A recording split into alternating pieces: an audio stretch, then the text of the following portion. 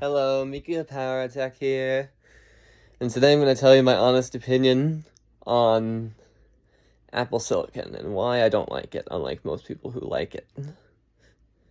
And the number one reason why is, get it? Lack of expandability. That's why ARM processors are not right for desktops and laptops, unless you have PGA sockets, which I think we should go back to. Why did they invent BGA? Why did they stop using PGA after Haswell? Just to prevent people from being able to swap out their processors, just to annoy them, inconvenience the customer.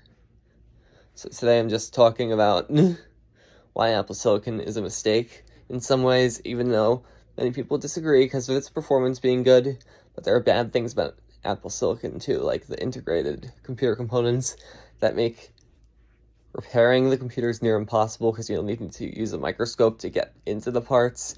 You'll need to use such sophisticated tools, and I think the Apple staff is complaining to their bosses about that, about having to repair an Apple Silicon computer, because basically, it's not repairable.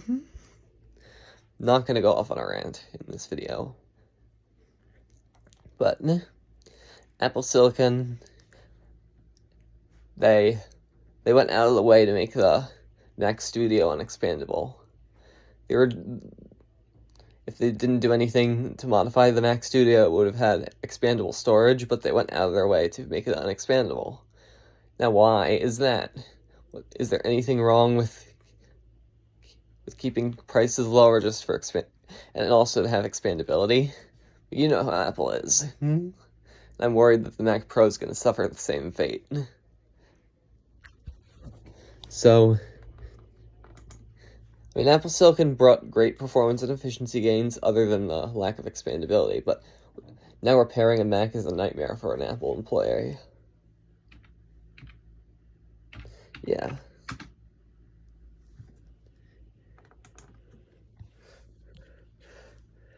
And this is what I think of when we got the Mac Studio.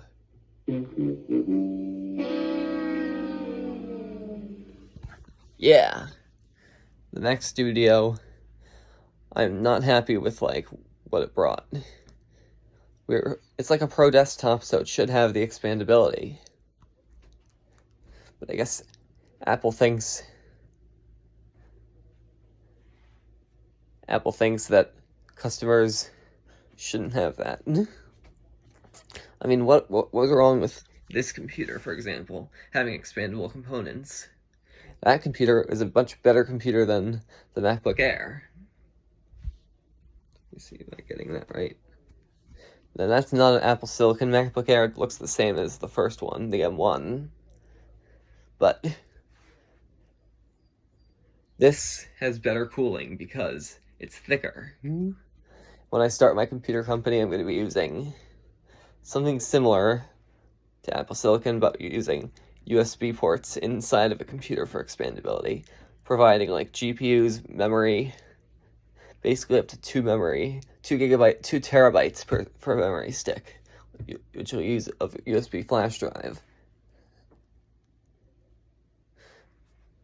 And eventually, when I get the supplier from ARM itself, that's when I'm gonna start using PCI Express and memory slots. Something that Raspberry Pi doesn't have to offer. But in the long run, this is just Apple's corrupt plan for trying to inconvenience customers. I mean, what is with Apple? Trying to make their computer cost more money just so it would lack expandability? Come on. I don't want to go along with this too long, but... And then what about, getting rid of the optical drive with the Retina MacBook Pro, and then they made an external one, but it's only USB Type-A. What happens when you get rid of the USB Type-A ports, which are important? Then how are you supposed to use your optical drive externally? Yeah, that's what I'm saying. Apple Silicon has many bad things to it, along with the one good thing, which is performance. That is just so sad.